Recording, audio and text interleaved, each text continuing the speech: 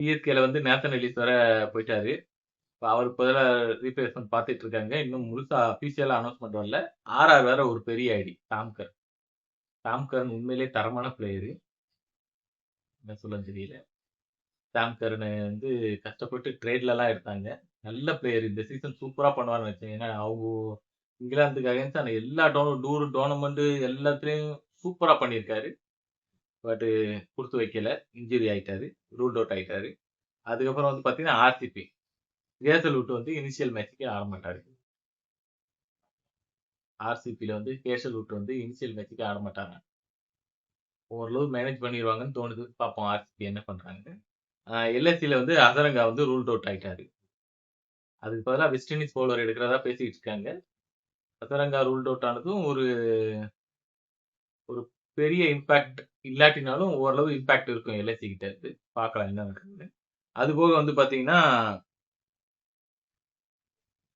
பஞ்சாப். பஞ்சாப்ல வந்து பார்த்தீங்கன்னா, ரவி பர்கிசன் வந்து மிஸ் அவுட் ஆகுறாரு. Earlier match. அவங்க ஃபேமிலியோட டைம் ஸ்பெண்ட் பண்ணணும். ஆமா அதான். அவர் நியூசிலாந்து கரையான் எல்லா டூர்லயும் இருந்தாரு. அதுபோக வேர்ல்டு கப் இருந்தாரு. ஸோ அவர் எதிர்பார்க்கிறதும் கரெக்ட் தான். இருந்தாலும் கொஞ்சம் வேகமா வாங்க. ஏன்னா ஏன்னா போன வட்டம் வந்து பஞ்சாப் வந்து ஒரு சூப்பரான பெர்ஃபார்மன்ஸ குடுத்து ஃபைனல் வரைக்கும் வந்து மிஸ் ஆயிடுச்சு. டேபிள்ல டாப்ல ஃபினிஷ் பண்ணி. ஸோ இந்த வருஷம் அதெல்லாம் விடக்கூடாது. கரெக்ட்டா பண்ணணும், கரெக்ட்டா பண்ணணும். ஏன்னா இருக்கிறதுலயே ஒரு யங்ஸ்டர் எக்ஸ்பீரியன்ஸ் இல்லாத இன்டர்நேஷனல் ஆடாத யங்ஸ்டர்லாம் வச்சு உருட்டி திரட்டி டீம ரெடி பண்ணிட்டு வர்றாங்க. இப்ப வந்து கஷ்டப்பட்டு ஃபைனல் வரைக்கும் வந்து அவங்க திறமைய காட்டி ஃபைனல்ல அந்த பிரஷர் ஹேண்டில் பண்ண முடியாம அவங்க அவுட் ஆனாங்க. மேட்ச்சே கைவிட்டு போச்சு. இந்த தடவ அதெல்லாம் பண்ணக்கூடாதுன்னு இயர்லியராவே எல்லா பிளேயரும் சூப்பரா பெர்ஃபார்ம் பண்ணிட்டு இருக்காங்க. டொமஸ்டிக்லயும் சரி, எல்லாத்துலயும் சரி. சேர் இந்த தடவ பெஸ்ட்டா பண்ணுவாருங்கிற மாரி இருந்தது. இப்ப இப்ப லாகி ஃபர்கிசன் ஒரு முக்கியமான கீ பவுலர்லாம் வந்து ஏர்லியர் ஸ்டேஜ்ல இல்லாதது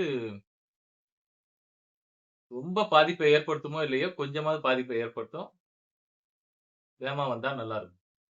பார்க்கலாம் கைஸ். இன்னும் ஒரு 5 நாள் இருக்கு. 5 நாள்ல இன்னும் எத்தன பிளேயர் வெளிய போறாங்களோ, அதையும் ஒரு தனியா ஒரு வீடியோ போடுவோம். வீடியோ பிடிச்சிருந்தா லைக் அண்ட் சப்ஸ்கிரைப் மறக்காம பண்ணுங்க கைஸ். நம்ம சிஎஸ்கேக்கு நேத்தன் எலிஸ் பதிலா யார பிக் பண்ணுவாங்கன்னு உங்களுடைய ஐடியா இருந்துச்சுன்னா, அதையும் கமெண்ட் பண்ணுங்க.